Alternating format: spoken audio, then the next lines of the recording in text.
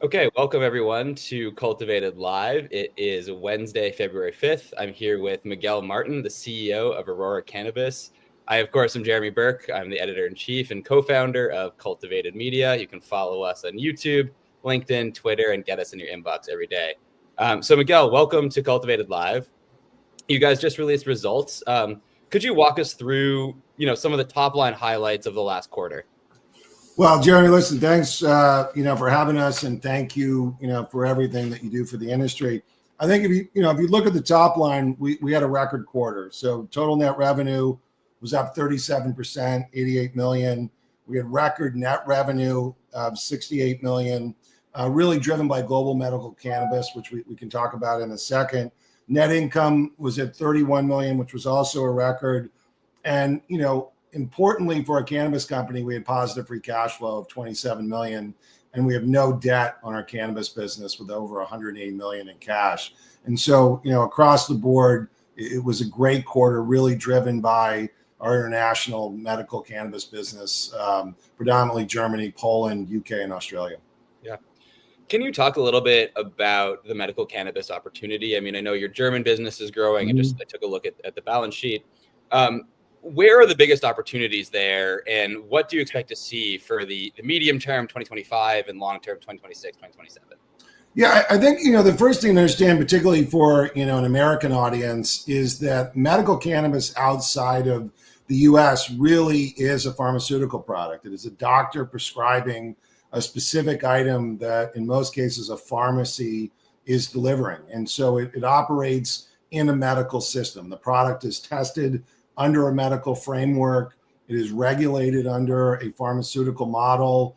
It is, has to meet certain standards, has to be registered. And then, like I said, has to have a prescription connected to it. So internationally, medical cannabis continues to grow quite rapidly, and it's done in a very scientific and thoughtful way. So today, the big markets in Europe and the ones we participate in, would be Germany, Poland, the UK, and then, there's smaller markets like Czech Republic, Switzerland, and Austria.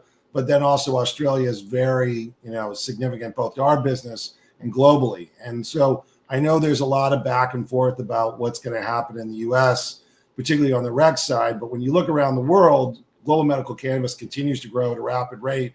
And what's interesting about it is a small group of companies that can navigate all of that regulatory work, registration work, and pharmaceutical work you have to do to be successful. And we've been one of those companies, and, evidenced by the results you saw this quarter. Yeah.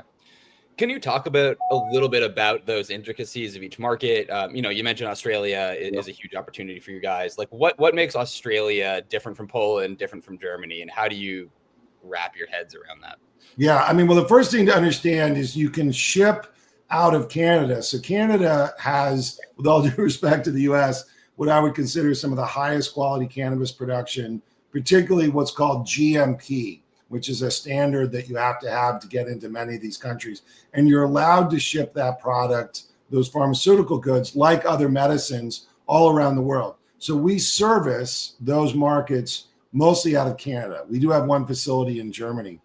So let me walk through some of the nuances of it. Let's start with Australia because it's outside of Germany. Very large market, medical only. It is somewhat unique in that it allows products beyond flower and oil. Many of the markets really only allow flower and oil. So you see edibles there, or a gummy, they call it a pastille. We have that. You also see vapor products in Australia doing really well. So Australia, it's hard to say what the total size of that market is, but it's one of the largest in the world, and it's one of the fastest growing. It is a competitive market. So, take Canada as an example. There are, probably the top 50 companies in Canada don't do, 60, 70% of the business. The largest company in Canada in rec only has 10% of the business. And so it's a very fragmented, piece of business. On medical in Canada, as an example, we're the largest, and, we have probably a 30 share. In Australia, it is also, a relatively fragmented piece of business. We're second with probably about a 10 share, and you see a lot of competition there.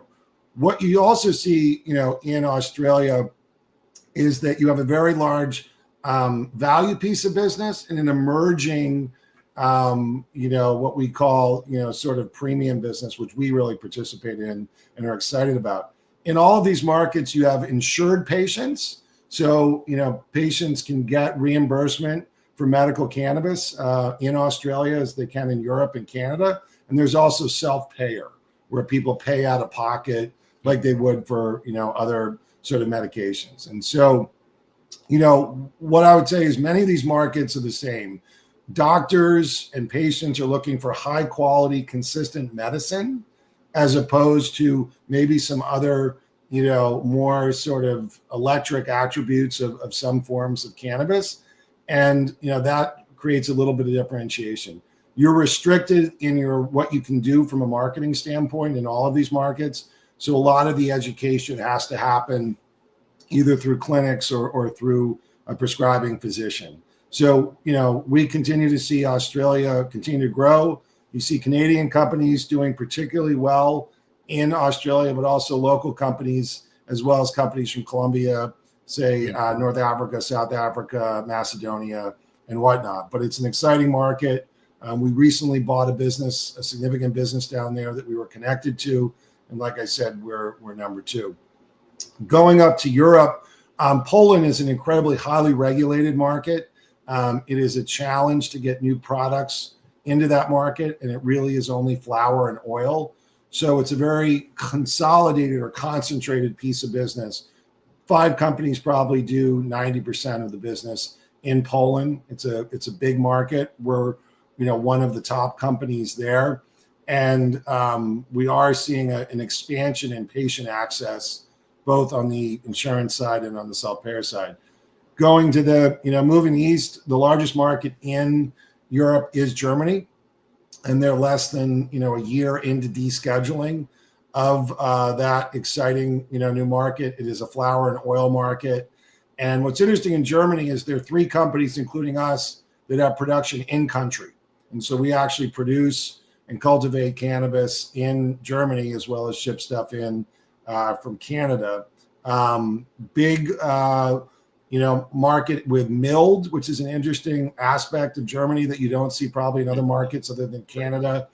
And, it is growing extremely fast as patients find it easier to get into the system.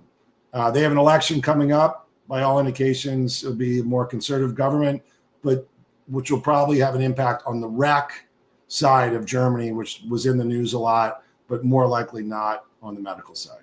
Yeah. So I'll stop there if you have any questions on any of those. No, yeah. I mean, it's just a good segue. I know your time is limited, so I'll move right along here.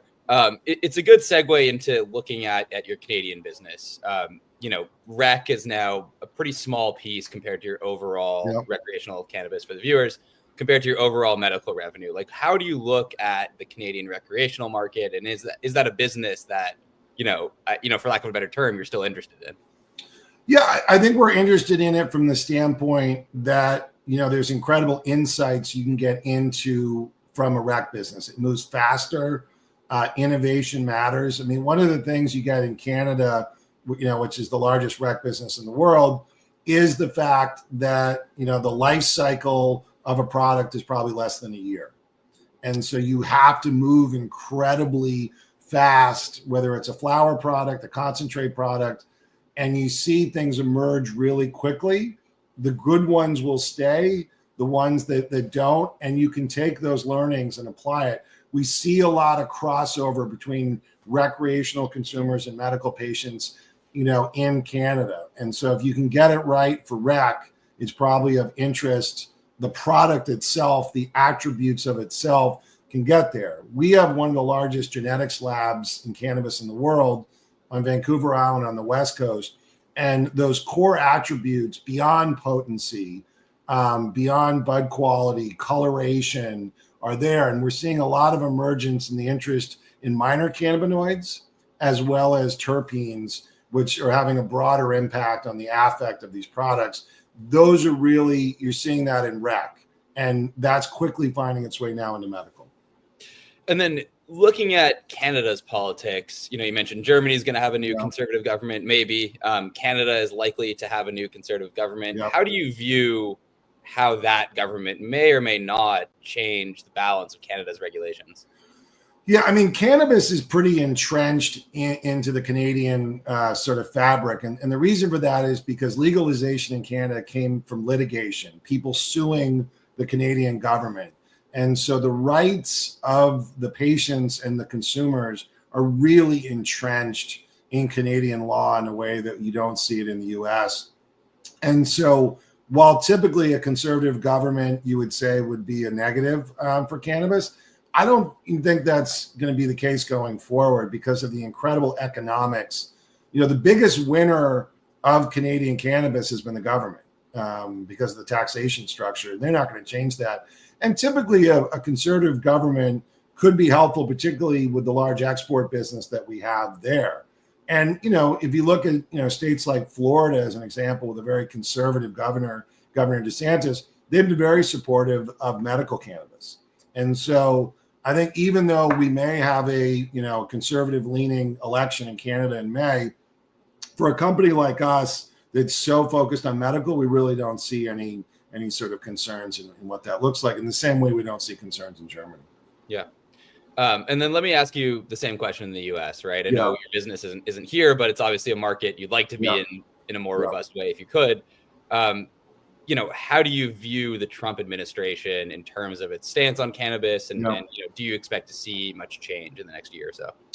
Yeah, I mean, we've had a very contrarian position. I mean, my whole career has been working, with the FDA. And so our belief has been that from a federal standpoint, medical makes the most sense, and the FDA being involved with that there. If you look at the alcohol regulations, you could see a pathway. There are state alcohol regulations that are bespoke or specific to each state. And then there's federal regulations on alcohol, particularly hard liquor. That's probably a similar thing you could get. The Trump administration, and now with the confirmation, of Secretary Kennedy now, looks like they will be pragmatic from a medical standpoint. And so, again, obviously Governor DeSantis is very well connected. You've got Attorney General, Bondi now that has a history with the product. You have President Trump, who has said positive things, particularly about the ballot initiative in Florida. So I can imagine the economic benefits of cannabis is compelling for the administration. This blanket opinion that only Democrats would be good for cannabis and Republicans would be bad. You saw that when the Democrats, had power, they weren't able to push through federal legalization. So I think we have to see, but I'm optimistic, that you could see a pathway for medical. And even in the absence of that, he is first and foremost a states' rights advocate. And so the ability for states to move forward, not only with medical, but for medical direct, I don't see an opposition to that progression, which I think is so important to it. Things like 280E and SAFER, we'll have to see what it looks like. But I don't think the calculus changes dramatically, whether it's a Biden administration or a Trump administration. Yeah. Last question, just looking at Aurora next quarter, longer term, you mentioned that you have record free cash flow. You can do things with that money. What are the immediate plans and what's most exciting to you? Yeah, I mean, I think what's exciting for me is, medical cannabis globally is growing rapidly, and there's only a couple companies that can take advantage of it. I mean, every 6 months or so, we see another large, country. I understand the obsession with the U.S. rec story, but when you got a Germany, an Austria, a Switzerland, a Poland, these are big, large, countries, let alone what we're seeing happening potentially in South America or even Mexico. So the future is incredibly bright, for medical cannabis. And we're not going backwards in terms of those legalizations or what's happening. And so I know it's taking a bit longer than most would like, but medical cannabis is a real story. It's a profitable story, and it is improving lives around the world. And so we're excited about that from Aurora's standpoint, because we know it takes a lot of work to be successful. And you're right. We have, over $180 million in cash, and we have no debt on our cannabis business. So we can be opportunistic.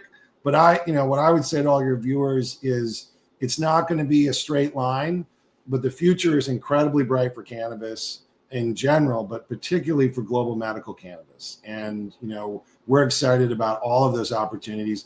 And the same skill set and what you have to do to be successful in, Germany or Poland will be the same thing you have to do in all those new countries. And so I think it's a very portable model. Yep. Miguel Martin, thank you very much for joining us. This is Cultivated Live, and you'll be able to watch it back on YouTube, LinkedIn, and X. So thank you so much. Thank you, Jeremy, for your support of the industry. We all appreciate it.